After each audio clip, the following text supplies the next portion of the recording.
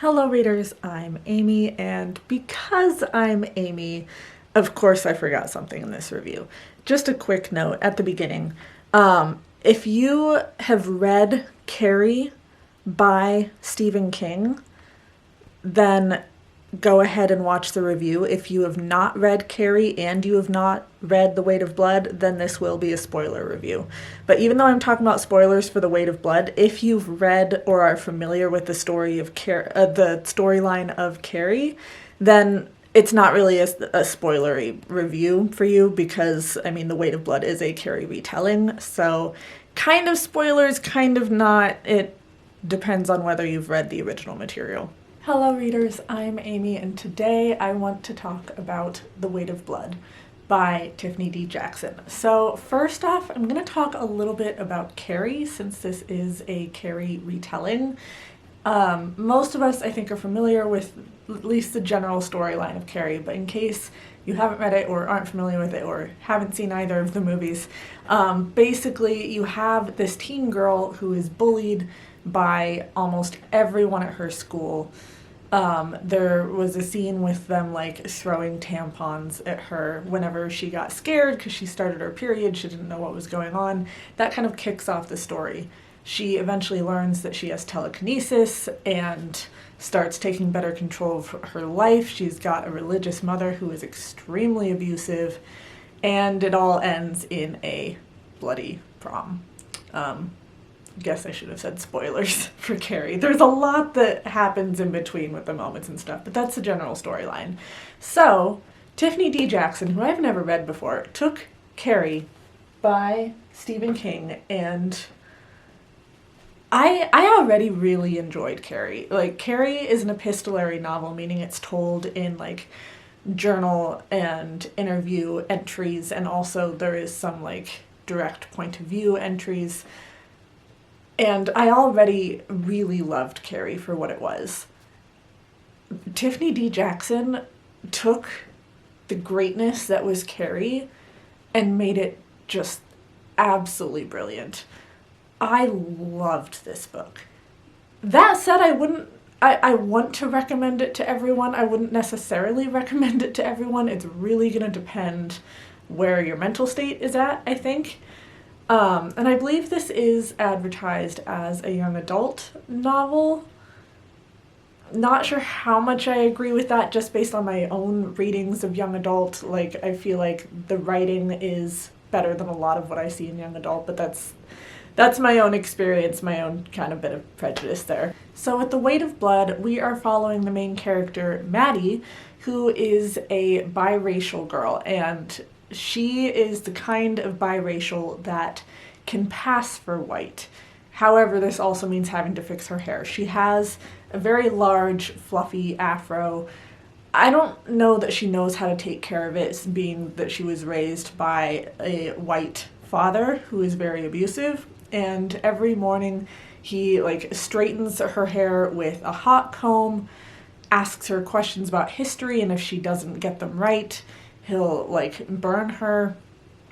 But she goes to school and she's always keeping an eye on the weather, because if it rains, her hair will go back to its natural state and everyone will know that she's not actually white. And very beginning of the book, the weather wasn't as predictable on that day, and it rained, and she ended up being forced out by the weather as a biracial girl. And this is what kicks off the bullying in this particular story.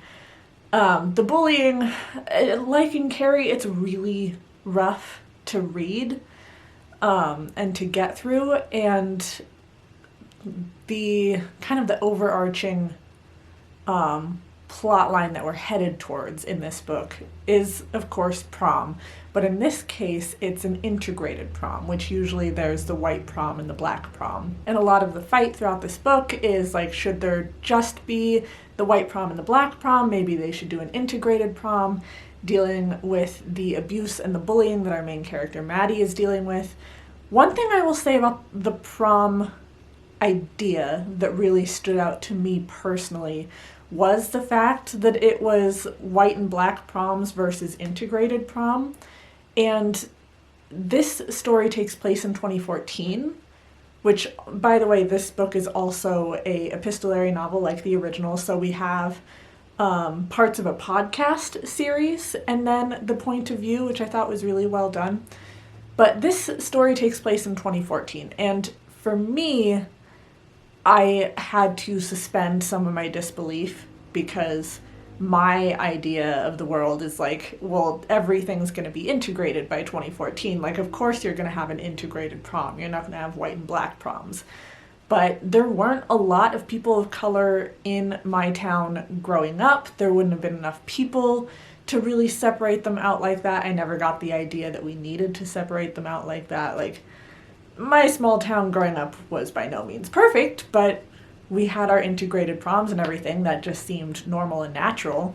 But at the end of the day, I am a white woman, and what do I know? And really experiencing the world as an adult, particularly in the times that we are living in, with all of the police brutality and the racism and the neo-Nazis and Trump, like, as much as I had to suspend my disbelief about the non-existence of an integrated prom, according to the way that I have lived my life so far, if I heard that in 2023 there was a town in whatever state that was not integrated, I don't know that I would really even be that surprised.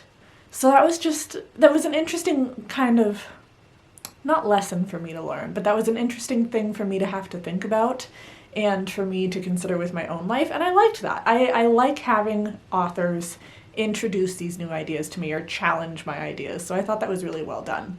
On the note of police brutality, that is where I kind of hesitate to recommend this book. I think this book was brilliant. Like, if you're a fan of Handmaid's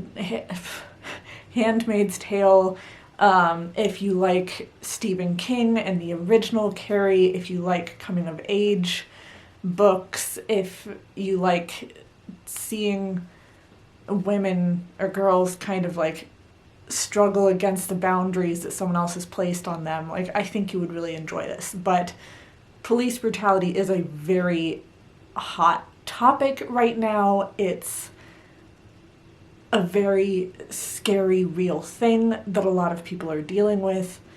And the scene or scenes in this book, it wasn't general police brutality. It was like this one policeman who was taking things too far. And you just have like this peaceful protest going on, perfectly peaceful. They're all students. They're staying behind their boundary line. They're just being like, we should have an integrated prom. We shouldn't have racists in this town. This isn't cool. You have the teacher who's supervising, but of course, you also have this line of policemen who are trying to protect everybody, and you have the one guy who can't keep his hand off of his gun, and there is one scene where you are seeing the policeman attack someone of color, a black person. Don't want to say the gender because I would give away even more of the story than I'm already giving away. But it was hard to listen to. So if you are someone who has personally dealt with things like that, or who is like fairly close to those issues, I would hesitate to recommend this book at this moment in time. But that said, all of this waffling aside, I so recommend this book. Like, very accessible in its writing style. It took a story that a lot of people are familiar with, and I feel like, I mean, I loved Carrie, and I get it that the bullying is really hard to deal with, and of course Carrie snapped. But in The Weight of Blood, adding that racial aspect to it just really raised the stakes and made me feel even more frustrated with what the main character was dealing with and other people's ideas of the main character. And just that little element of race made this book more realistic, more just like, it felt more real. It felt more like something that was really happening telekinesis aside. don't think telekinesis is a thing in this world, but I don't know, we'll see. Yeah, this is a long rambly review for me to just say that The Weight of Blood, as hard as it was absolutely brilliant. Recommend it if you can put up with the content.